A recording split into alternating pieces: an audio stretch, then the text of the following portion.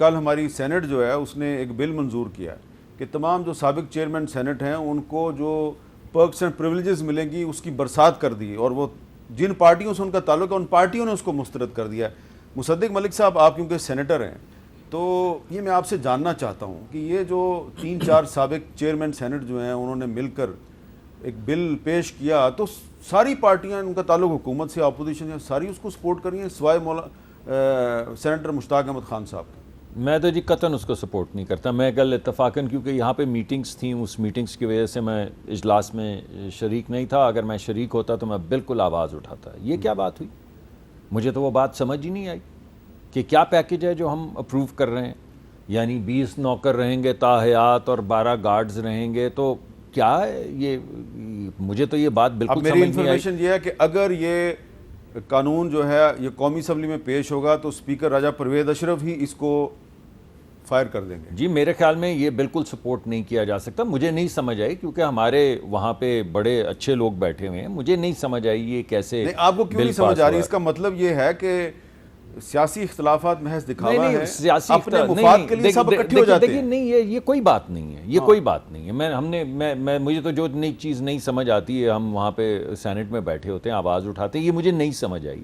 اس کا کیا، اس کے پیچھے کیا چیز کار فرمائے مجھے نہیں سمجھ آئی۔ اس طرح کی آپ کوئی ریزنیبل ضرور آپ فریم ورک لے کر آئیں، جو ریزنیبل فریم ورک لے کر آنا ہے وہ یونیورسلی سب کے لیے لے کر آئیں۔ جیسے آپ نے ملازمین کی اگر 35% بڑھائی ہے تنخواہ تو کسی نے اعتراض نہیں کیا، سب کی بڑھائی ہے۔ اگر 30% بڑھائی ہے، اگر پینشنرز کی بڑھائی ہے تو کسی نے اعتراض نہیں کیا۔ اگر بسپ کا پروگرام آپ نے ایکسپینڈ کیا ہے اور 1.5 سال میں اس میں 160 یا 180% اضافہ کیا تو کسی نے اعتراض نہیں کیا نا۔ ایک ریزنیبل چیزیں ہونی چاہیے۔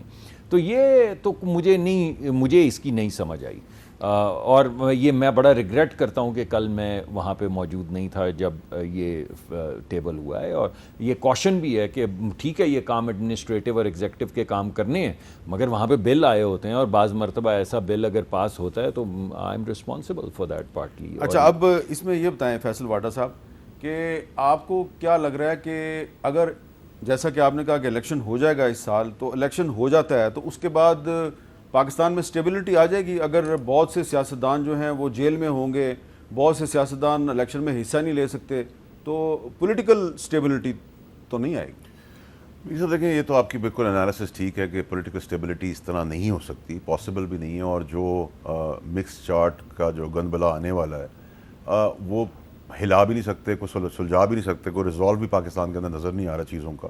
اب آپ نے کل کی دن ہی دیکھا کہ پی ڈی ایم کے اندر جو شراکت تھی باقی پارٹیز کی، انہوں نے سارے مزے تو لے لیے، جہاز بھی اڑاتے رہے، گھومتے بھی رہے، منسٹریاں بھی لے لی، پیسہ بھی بنا لیا، سب کچھ کر لیا۔ اب آخری 15 دن میں کہہ رہے ہیں کہ ہم بجٹ کو تب ووٹ کریں گے جب آپ ہمارا یہ کریں گے، پنگا ڈال دیا، ایک لڑائی دکھائیں گے پبلک کے لیے۔ جیسے پبلک بہت بیوقوف ہے آپ لوگوں کے ہوتے ہوئے کہ وہ لڑائی دے کے کہیں گی یہ پیپلز پارٹی الگ ہے، نون لیگ الگ ہے، مولانا الگ ہے۔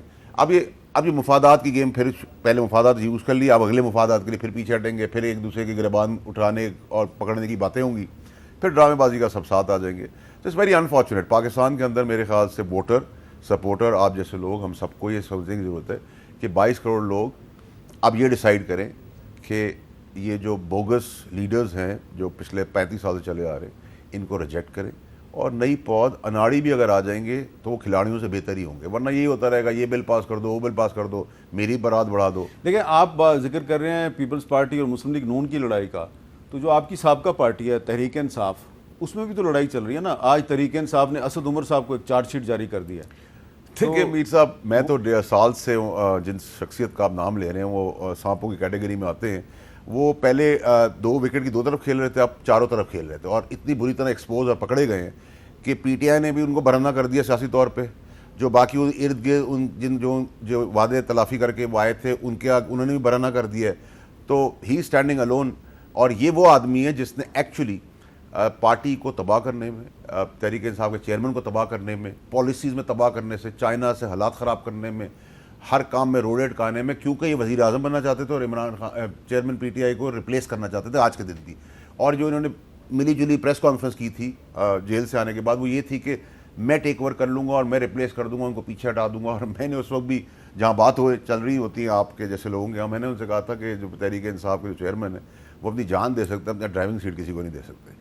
تو یہ سب لوگ ایکسپوز ہو گئے اور ان کو تو گھر کا ووٹ بھی نہیں ملتا تھا. اگر آپ ان کی پریویس ہسٹری دیکھیں جہاں سے یہ آئے ہیں, جس انسٹیٹیوٹ سے آئے ہیں, وہاں بھی یہ شولڈر پروموشن انہوں نے کیسے لی, سسر کا کیا رول تھا. تو نالائق نکمے لوگ جو تھے جو 1 کروڑ گھر بنانے کی باتیں کر رہے تھے. آج سے پہلے ان کا نام نہیں لیا, آج کھل کے نام لے رہے ہیں. نام نہیں لیا میں نے ابھی بھی, نام تو آپ نے لیا ہے. اچھا نام نہیں لیا اچھا اچھا, اب آپ پریزیڈنٹ صاحب کا بھی رول دیکھیں. میں نے آپ کو لاسٹ پروگرام میں کہا تھا, میں وہ کلیئر بھی کرنا چاہتا ہوں. اب پریزیڈنٹ صاحب کا ڈرامے بازی, بے ایمانی, جھوٹی جو عارف الوی صاحب کی چل رہی ہے, دھوکے بازی جو اس نے چیئرمین پی ٹی آئی کے ساتھ کی, میں آپ کو آخری اور چھوٹی مثال دوں گا, اس کا چیپٹر کلوز کر دوں گا. جب تقرری ہو رہی تھی چیف کی, تو ہم نے خبریں سنی کہ وہ تقرری کا سمری کا لیٹر لے کے تحریک انصاف کے چیئرمین کے پاس لاہور پہنچ گئے. وہ ایکچولی ہوا کیا تھا وہ پتہ ہے, وہ سمری تو اسی دن انہوں نے پاس کر دی تھی, اسی وقت جس وقت آئی انہوں نے سائن کرے پاس کر دی, کیونکہ وہ نہیں بھی کرتے تو 20 دن میں وہ اپلیکیبل ہو جاتی. وہ پاس کر کے وہ وہاں گئے یہ ڈرامہ کر کے, اور انہوں نے فون ملا کے اسپیکر پہ نئے چیف کو مبارکباد دی کہ میں نے سمری سائن کر دی ہے. مبارکباد دے کے کہا کہ آپ تحریک انصاف کے چیئرمین سے بھی بات کر لیں. تو انہوں نے ان سے کہا کہ آپ کیونکہ میرے سپریم کمانڈر ہیں تو میں آپ سے مبارکباد دے رہا ہوں, باقی میرا کوئی تعلق سیاسی لوگوں سے نہیں ہے. انہوں نے ٹھک فون کاٹ دیا.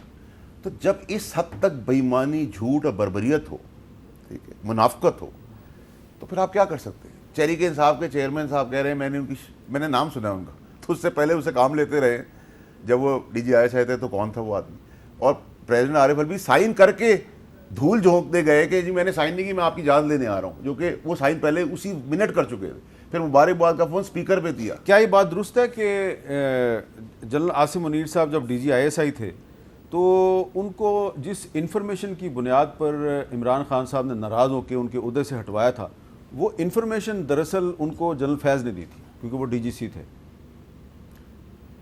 دیکھیے, جو جنرل عاصم منیر صاحب ہیں, انہوں نے تو جو شواہد اور جو چیزیں دی تھیں وہ تو بالکل 100% کریکٹ تھی. اس کے پیچھے لیکن وہ کلیکٹ تو جنرل فیض نے کی تھی. میرا نہیں خیال, اس وقت وہ ڈی جی سی نہیں تھے, وہ اے جی تھے. اے جی تھے, ہاں وہ اے جی تھے, ڈی جی سی نہیں تھے. وہ بھی پروموٹ ہو چکے تھے, وہ لیفٹنٹ جنرل بن چکے تھے, اور وہ اے جی تھے, ڈی جی ایسا بنے تھے.